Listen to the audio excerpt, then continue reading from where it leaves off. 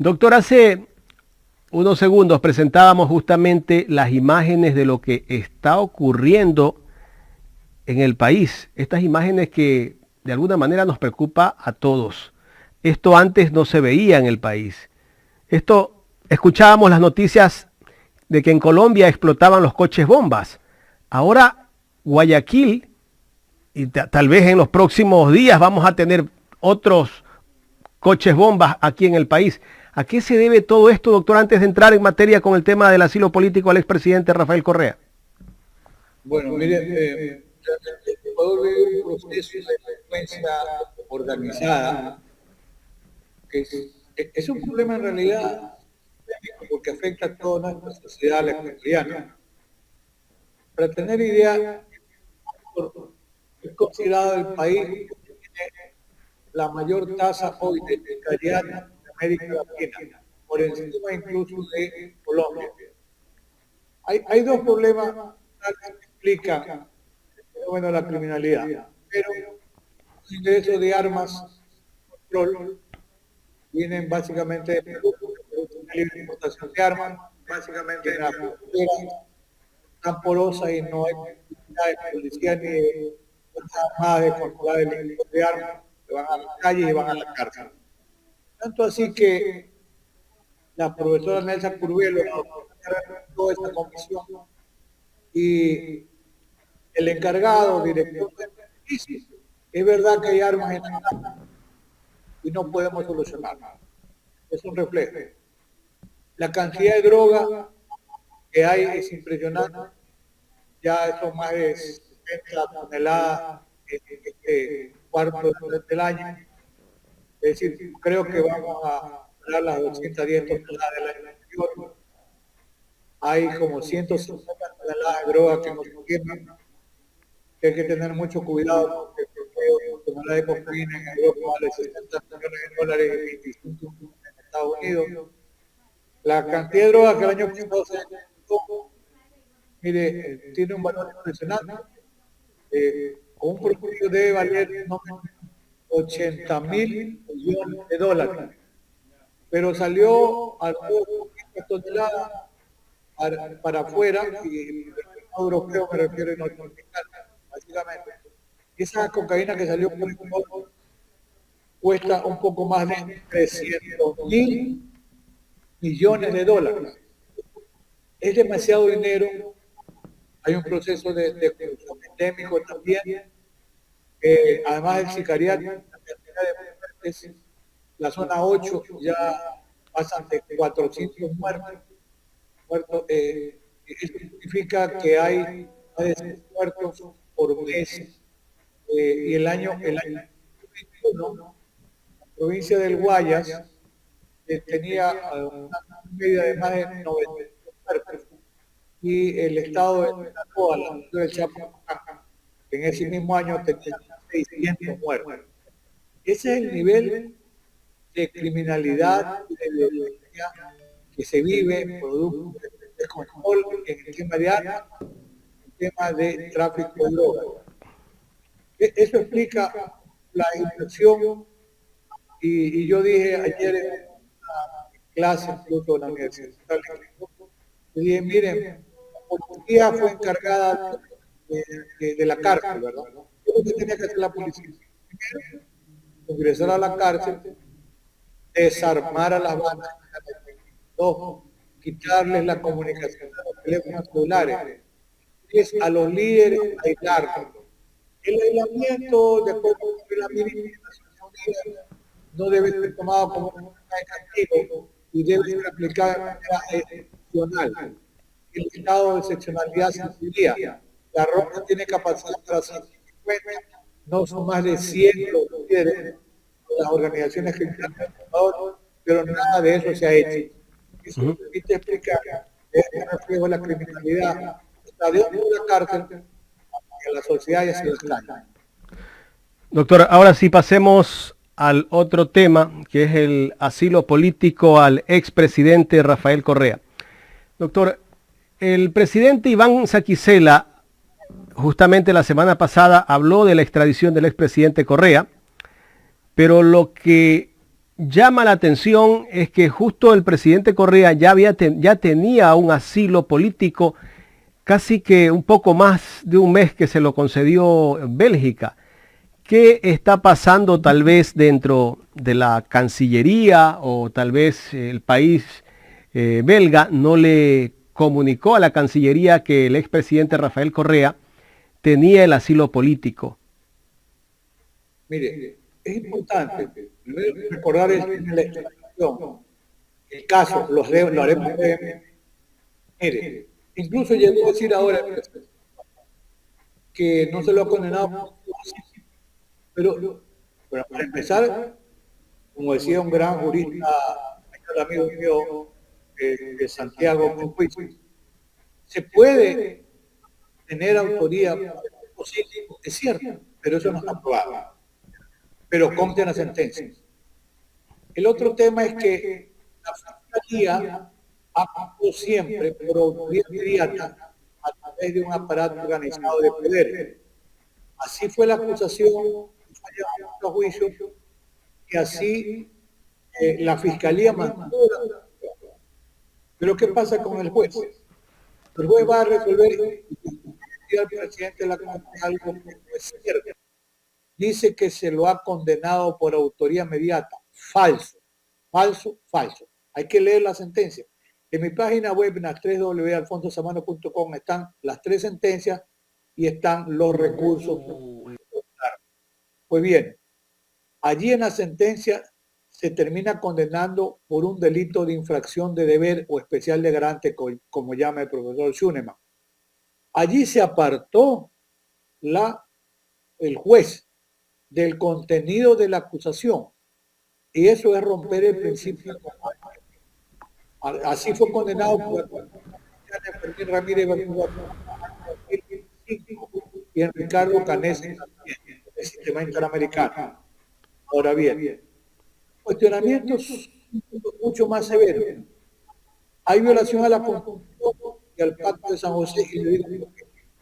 Porque se debe garantizar la presencia de jueces independientes, lo cual significa además que ser neutrales, que legitimidad y conocimiento. Pero dijo el presidente que, tratando de legitimar, la condena producto de la decisión, él dijo 10 jueces, se refería también a los niveles. Pero ocurre que los 9 jueces de las 3 sentencias, 7 eran jueces constitucionales, algo que no consta ni en la Constitución ni en la ley orgánica. Hay un acto de abuso del poder del Consejo de la Judicatura por una clara influencia política. Entonces, está deslegitimado porque hay afectación al derecho al debido proceso. ¿Cuándo? Cuando no hay jueces independientes o imparciales. Por eso ha sido condenado Perú, ha sido condenado Venezuela en el sistema interamericano. Y lo comenta el profesor Zaffaroni en un libro que se llama Justicia a la Carta, donde el Consejo de la Judicatura o Magistratura argentino actuó igual al Consejo de la Judicatura de Ecuador. Esto deslegitima la falta de imparcialidad e independencia de los jueces. Ahora bien, se favoreció la impunidad de Odebrecht, de Concienciado Santos, y en el caso contra el vicepresidente Glass de asociación ilícita, Concienciado Santos, se le dio un beneficio de ser colaborador eficaz, pero allí la ley nuestra determina que debe imponerse una pena mínima, el 10% de la pena menor. Pero a Concienciado Santos se lo absolvió, vulnerando lo que dice nuestro propio sistema normativo. Y en el caso sobornos, Concienciado Santos dijo que había entregado en 2013 $2.5 millones y 2.6. Bueno, como parte del derecho a la defensa, nosotros solicitamos la declaración de Concienciado Santos. ¿Para qué? Para que nos diga de qué manera, a quién le entregó y de qué manera hizo la entrega de ese dinero, porque ese dinero no está contabilizado en los archivos verdes. Pero ¿qué es aquí lo grave?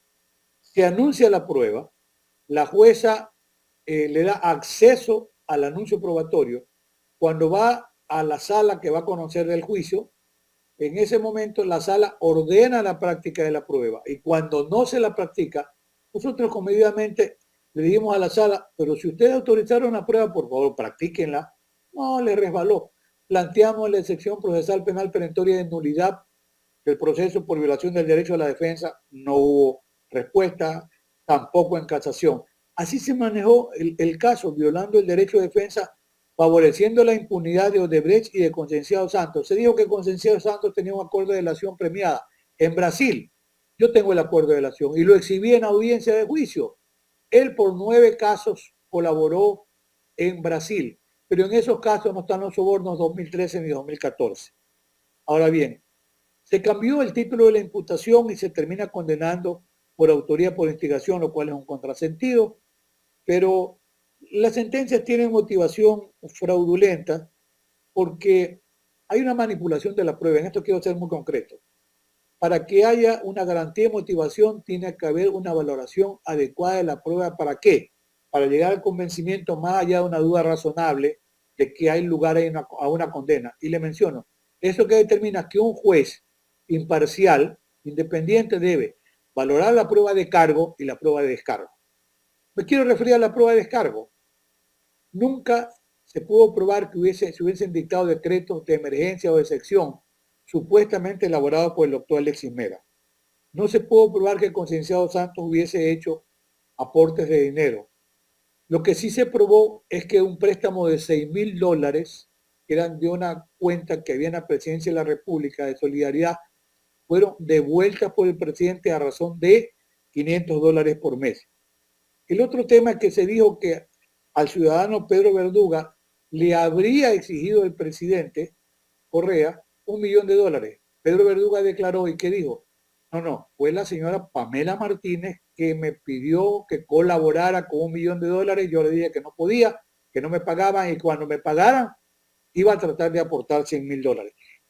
Toda esa prueba de descargo no fue apreciada por el juez de la cárcel, pero el juez de las condenas. Y los cuadernos que fueron escritos en un avión, es decir, hay una falencia probatoria en la sentencia, hay una argumentación que no es sostenible, se hacen citas de autores en idioma alemán, yo creo que ningún juez maneja el idioma alemán. La primera sentencia se notificó con 400 páginas, después un alcance de más de 600, se manipuló la teoría de Roxin, se cita el caso Mensalao. Roxin dijo en Brasil, ustedes citan mal mi doctrina, ¿qué es lo que pasó aquí? Entonces, desacreditó la forma, porque un aspecto interesantísimo, el más importante, más allá de la el apartamiento del Estado de Derecho. El Ecuador nunca dejó de ser un Estado constitucional de derecho y de justicia. Consecuentemente, si faltaba este contenido, no podía haber autoridad inmediata en la construcción del profesor Roxin. Más allá de hablar de la fungibilidad y la elevada disponibilidad y del poder de mando. Todas esas falencias tiene el caso. Si es que avanzara un proceso de extradición, que además tiene Ecuador suscrito un tratado de extradición de 1887, eso sería suficiente porque tiene que haber la doble incriminación y en ese tratado no está el delito de cohecho. Consecuentemente, Bélica, si se hubiese mantenido el pedido de extradición, porque no está obligado el país requerido a concederla, la examina. Yo he sido abogado defensor en procesos de extradición, incluso aquí en Ecuador, y hay el derecho de la defensa. Si es que ese proceso hubiese continuado, yo podría concurrir en calidad de amicus curiae o para ser escuchado presencialmente con un traductor o por videoconferencia, de manera que esa posibilidad también está abierta. Por lo demás, hay una publicación mía en el caso Soborno, en los casos del garantismo penal. Es una publicación que circula en España, en Chile, en Argentina, en Colombia, Perú y en Ecuador, con connotados juristas que han revisado el contenido y las piezas procesales y la sentencia.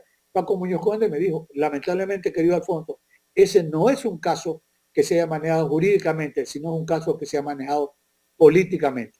Eso explica que en 17 días se haya dictado una sentencia en materia de casación. O sea, hay tantas falencias que es insostenible. Además, si no está en el tratado de extradición la doble incriminación, eso es motivo suficiente para negar. No es que el Estado belga está obligado a reconocerle el pedido de extradición. Y una vez que está concedido el asilo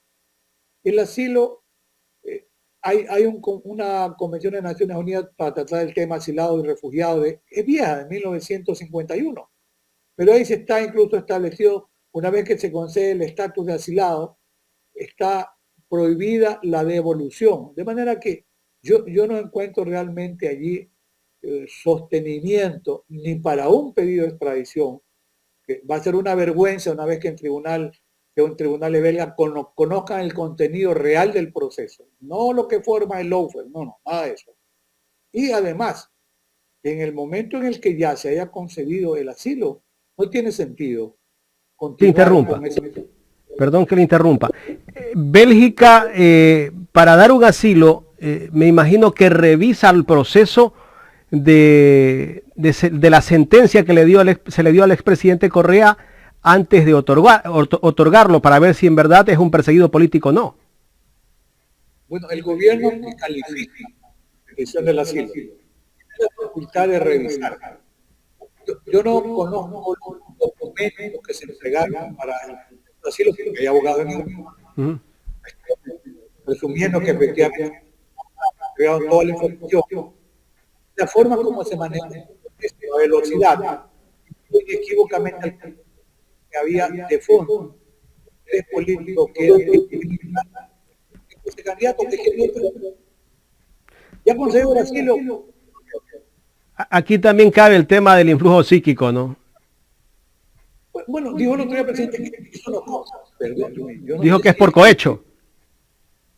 sí, pero el título de la imputación salía, la fiscalía acusa por la ¿verdad? Al justiciable, inmediata por dominio de organización, el justiciable se defiende por dominio de organización. Yo no sé realmente si no recuerda lo que explicó. Están en mi página web y ahí se condena no por la autoridad inmediata, sino por delito de infracción de deber, que nunca fue acusado por la autoridad, que no fue materia de la prueba, que no fue materia de contradictorio. Y eso lo deja de definición. Si mañana alguien le lleva un juicio por estafa, dice el juez, y lo fíjale por estafa, ese juez no es un estafa, yo creo que robo. Ese es el límite y es interesante.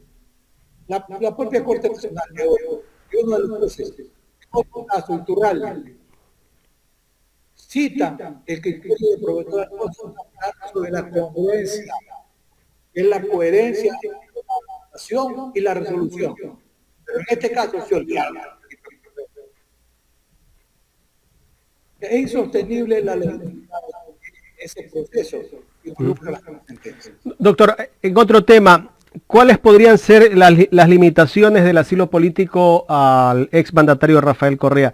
Tal vez él tendrá límites en cuanto a la libertad de expresión de él. ¿Podrá trasladarse a los países que tienen algún convenio con Bélgica o qué podría pasar? Bueno, el criterio es que una vez que tiene el estatus de asilado, porque en esto también el derecho internacional camina en la línea del Estado y del asilado. Ahora, al conceder el asilo libre y soberano, yo quiero decir que alguien dice, no, puede ser cualquier lado. Prima facie sí, es el derecho de libre tránsito. No sé si habrá alguna restricción, no he leído todavía que concede el asilo, pero cuando, por ejemplo, tenía la calidad de asilado el expresidente Bucaram, a pesar de que le hicieron podía emitir declaraciones políticos contra el Estado, contra el igual lo hacía. Y nunca le retiraron la calidad de nada. Pero hasta donde yo recuerdo, Bucaram salió de Panamá. Los países son libres y soberanos. Habría que mirar el documento que hay con la restricción. Pero hay que reconocer algo. El expresidente Correa tiene un background académico impresionante a nivel internacional. Es una figura que es constante para dar conferencias de altísimo académico y de mucho conocimiento. Tiene reconocimiento. De manera que, no sé, si hubiese restricción para hacerlo, y si una restricción libremente, además que existe la alerta roja, porque la Interpol negó, y eso no recuerda el Interpol, el pedido de que se lo detengan. porque hay un convencimiento de que hay una política y por eso le han negado al Ecuador en 3 ocasiones la pretensión de una alerta roja internacional. No tiene una alerta roja. Yo creo que sí podrá circular libremente. El tema de las declaraciones no creo que sean convenientes, sean declaraciones que ofenden, pero el ejercicio es inviolable. Puede seguir reclamando y decir, señor, yo soy inocente, yo no he cometido ni $6,000 de juicio. Doctor, quiero agradecerle por haber aceptado este diálogo aquí en Ecuador en directo. Muchísimas gracias, doctor. A usted, apreciado amigo. Gracias por el tiempo y muy bien.